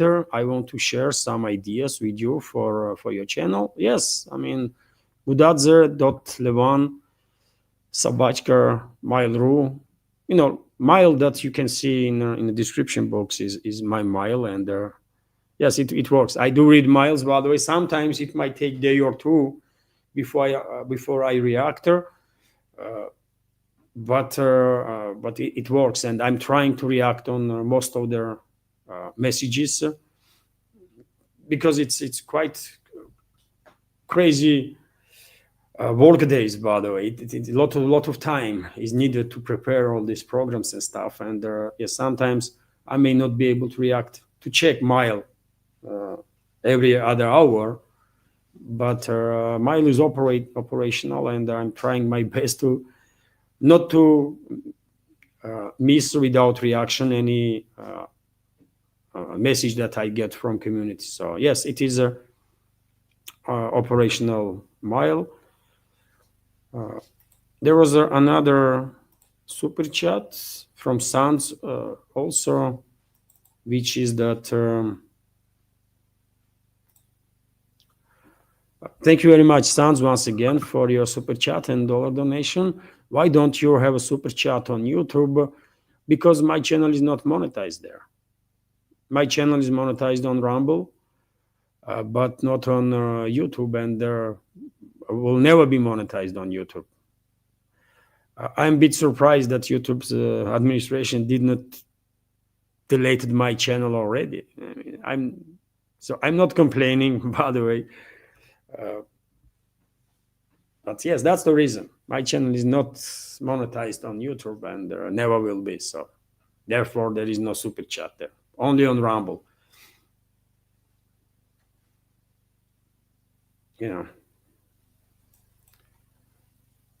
And there was also another super chat from Sans. Thank you very much, Sans, once again for your super chat and their $2 donation. All we can do is to stay on the path of truth, actual moral values, and believe that good people will prevail. I agree with you 100%, Sans. I agree with you 100%. All we can do is to try our best to be good human beings, really. I mean, because that's the right way to go. Not because that's what our religions are saying to us or something, but because that's the right way to go. We got so lucky, by the way. So much stuff had to happen us to be born and us to exist, right? And to waste this unique opportunity to be good, to be bad person is such shame, isn't it? So it only makes correct if all of us will try our best to be just as good human being on day-to-day basis as we possibly can. None of us are angels, of course. Human being has some flaws that's the way it is, right? And no one can pretend to be an angel, but as long as we are trying to become good human beings, to work on ourselves, to improve on day-to-day basis, then we are doing something right, I guess. So I agree with you completely. Thank you. And let me continue with the community chat. Dear friends, Nidish Kumar is also commenting. Levan, lol, what leverage will Taiwan has to ask for help when entire chip manufacturing is moved to US? No country helps another without financial benefits, especially USA. I agree with you absolutely. I agree with you absolutely. Taiwan will get rid of its chip manufacturing, then US will dump it, right? Why would US care about Taiwan, man? They might use Taiwan anyways to against China, and they will. But when it comes to actually fighting for them, I don't think US will waste its resources on that. Even if chip manufacturing plants still in Taiwan, by the way. But if Taipei authorizes its companies to move the plants out, or at least 50% of it, as Washington demands, then they're going to end up in a worse position. And when they see attitude from Washington, these politicians in Taipei, they should realize, right, that they've been played. They've been just played, and therefore they should seek negotiations with Beijing to arrange some sort of reunification, because it will happen one way or another, but this will happen. Taiwan is a part of China, period, right? So, yes, I mean, I agree with you. Absolutely.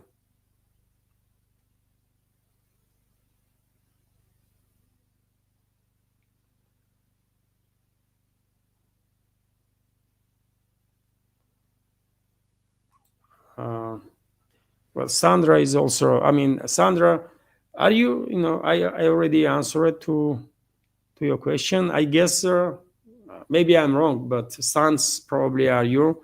So thank you very much for super chat and donations. And yes, I don't have a super chat on YouTube because my channel is not monetized, and the channels from Russia are not monetized, by the way. None of the Russian channels that have in its description that they are from Russia are monetized. And of course, I have in the description that this channel is based here in Russia. And some members did suggest that I should change information about geographical location. And in that case, maybe my channel will be eligible for monetization, but I'm not going to do this. I'm here in Russia, and this is Russian channel, and not just Russian channel. No, this is pro-Russian channel, rather. So, as I understand what pro-Russian positions are, what are best interests of the Russian public and countries, right? So.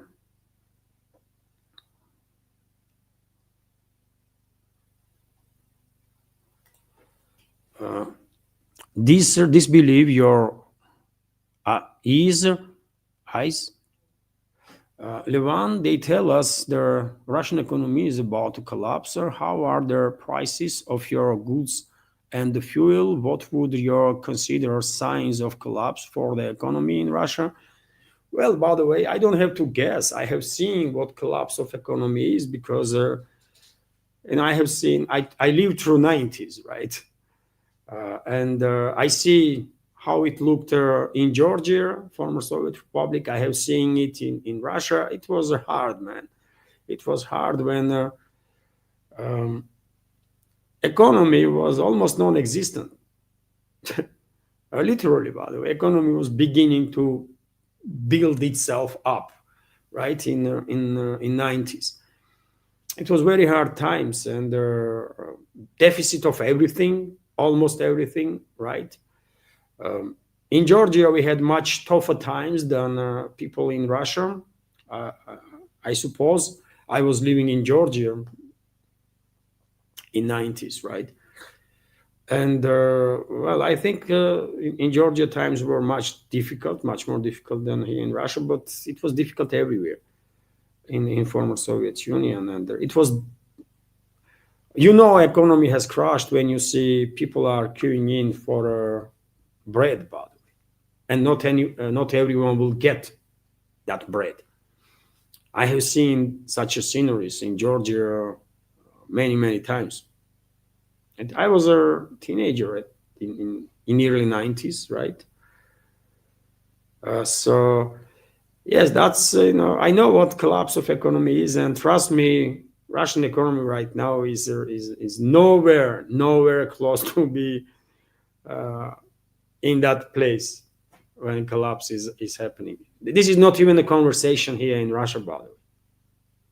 This topic is not even in a conversation. right? We don't talk about economy collapsing. We don't talk about some issues with the economy. This is not topic of conversation. This is not relevant stuff. But in the West, it is a topic of conversation because Western so-called public figures, Western so-called media is pushing this false narrative that, well, Russian economy will about to collapse, right? Just don't believe this. Don't believe. And if you are a subscriber to my Patreon, you can check the videos there if you have not seen it. And quite often I'm making this walk and talk type of videos. I can go randomly into some store, by the way, and just film it, right? And there are a lot of such videos there. And you will see with your own eyes. It's better to see with your own eyes, right? Because no matter how many times I'm going to say something, when you see it, you will believe your eyes, right? So there is no collapse of economy here in Russia, by the way. Russian economy is growing this year, according to most conservative estimates, 1.5%. Relatively more optimistic estimates 2.5% economical growth. So what collapse we are talking about? When it comes to prices, well, if you are asking generally about prices on some food and stuff, you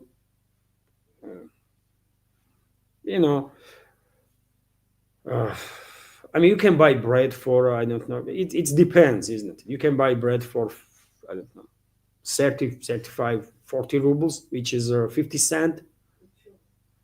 There are some breads, isn't it? No, come on now. You can buy bread for 30, 40 rubles, and you can buy bread for, I don't know, 200 rubles, right? There is a range there. So, when it comes to prices, by the way, it's difficult to say. That's why I'm making time to time videos, by the way, on Patreon, when I just go into a store and just film it. And you see with your own eyes what costs what, right? Today, for example, kilogram of potato will cost you, like, I don't know, 30 rubles, 30 rubles, which is how many cents is that? 30 rubles, about 35 cents, something like that. About 35 cents for a kilo of potato, for example. And there is also other choice. You can buy washed potato, for example, twice of that price, maybe even higher. But I can wash the potato myself if I want to, so I would not pay like 3 times more just because it's washed. So economy is doing okay. Economy is doing okay. Don't believe in Western nonsense. And when it comes to gas fuel prices, in the central southern parts of Russia, fuel is relatively expensive. AI 95 costs about 75 rubles, right? But far east you go, prices are cheaper and cheaper and cheaper. And in Siberia, I believe, very same I-95 costs about 50 or 60 rubles. In both cases, it's less than $1, right? But yeah, that's price. It depends. Price is also, depends on which region you are living and that kind of stuff. Yet again, don't believe in this nonsense that Western propaganda is pushing, that Russian economy is going to collapse and they have no fuel. And you've seen my video today, walk and talk type of video. At one point, I take seat right on Maneshka Square, and there is a street behind, and you can see in that video if there is a traffic on the street or not. So there is a lot of fuel, by the way. To say Russia is running out of fuel is to say, I don't know.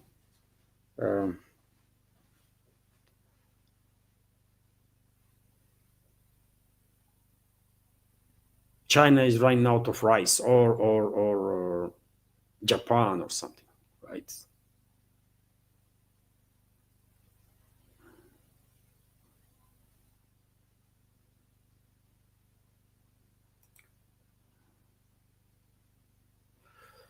Mikhail Smith is commenting, what's up, Levan? What do you think about the Greek Orthodox elders' prophecy from 2022 about the future incident with Russia versus Poland coming from the border with Ukraine? I have not heard about this prophecy. Nowadays, there are so many different informations that this person said this, and this prophecy and that prophecy. I don't know. I just, I don't know. I would not speculate on the matters, sir.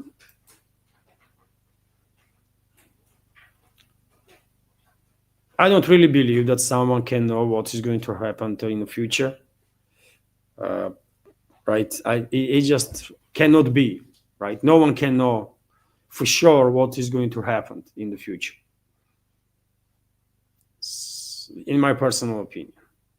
So we can have predictions, and some of our predictions may become true, some not, but ones that become true was just a result of our good analytical work. That's about it. Or maybe we were just lucky that had a correct prediction. But these correct predictions definitely don't mean that we can see future and we can know for sure what is going to happen. No, we don't. If we are good in working with a big volume of information, our judgment can be correct in many cases, right? And quite often we might have correct predictions, but it's just analytics, by the way. It's nothing extraordinary there.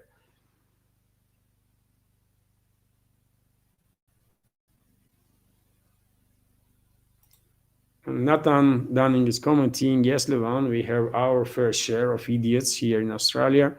Some of them are politicians. Take any country, any public, you're gonna find elements like that, man, for sure.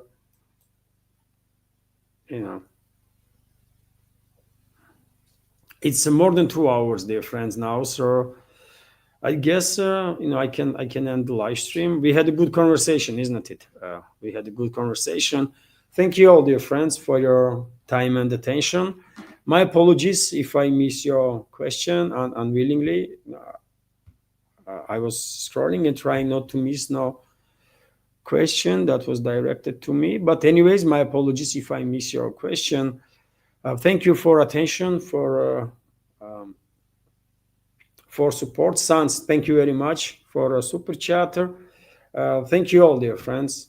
Thank you all, dear friends, for attention and support. Have a wonderful day, and see you tomorrow. Bye for now. And like the video, dear friends, if you can. Bye.